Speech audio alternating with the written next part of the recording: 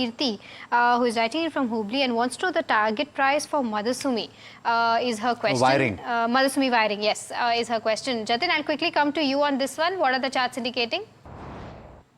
For Motherson Sumi Wiring, the immediate upside that we are seeing is around 64 to 65 rupees. On the downside, the support is placed at 58.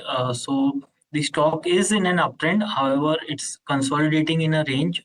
So once this range breakout happens, then the stock can rise towards 64, 65. However, having said that, if she is already holding, then 58 rupees should be kept as a stop loss level for this position. Okay, so that's a view on Motherson Sumi Wiring. The entire pack has been in focus in the recent past on account of the potential trade deal which could have a bearing on the stock, on these stocks rather.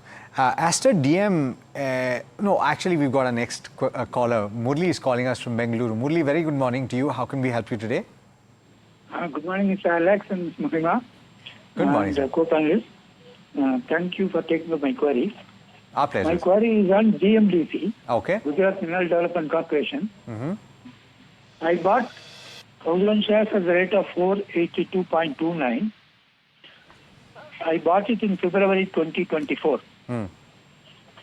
And I bought it based on the premise that, it is not very high. It is about 18.9 PE.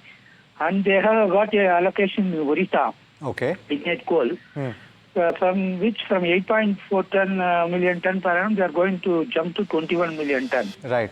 Plus, they have a huge bauxite reserves, and plus these rare earth minerals also, the GMD is interested now, Right. because of the recent crisis. Considering all these things, I have a significant loss right now, though I am holding for more than 16 months now. Yeah. Is it worth holding considering the diverse material? Because by 2030, they are planning to 4 times volume. Yes. Understood. So that's what they told. Yeah. So under circumstances, it's a better option to hold, Okay. even though I'm incurring significant loss. Yes. Or switch over to NALCO or Coal India, which has a low PE and a higher dividend yield. Right. I understood But your all question. are debt-free companies. Almost all are debt-free companies with the government. This is a diverse material company, a resource company. Yeah. But it is not delivering, and it has a huge results for a mere 63 crore capital. Yes. So with all the factors in mind, I am willing to wait. Okay. Okay. Or it's better to switch over to Coal India, which will give you better return, or NALCO. I understood your question. I'm not going to add too much to this. And Samir, I'm just going to come straight to you on the view, because it's a well-researched question. So what would you say? So GMDC is actually an interesting hold. I would hold on to it. I think the long-term story for there is that. But you got to remember, these are commodity plays, right? So in a bullish commodity cycle, you always get good movements on the upside. And if the commodity prices come off, then you have to obviously, even the volumes may be increasing, face a bit of a time period of pain. Unfortunately, I think your investor got in a little too early in the expansion story. You always have gestation periods.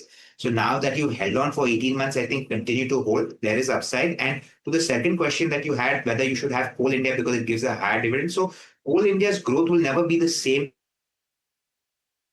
percentage-wise that GMDC can scale up its operation. So if that was your question, should I move to Coal India from GMDC for the higher dividend? If you're more interested in dividend income and steady, stable growth, then Coal India. But if you want more capital appreciation, I think GMDC is where you should stay put.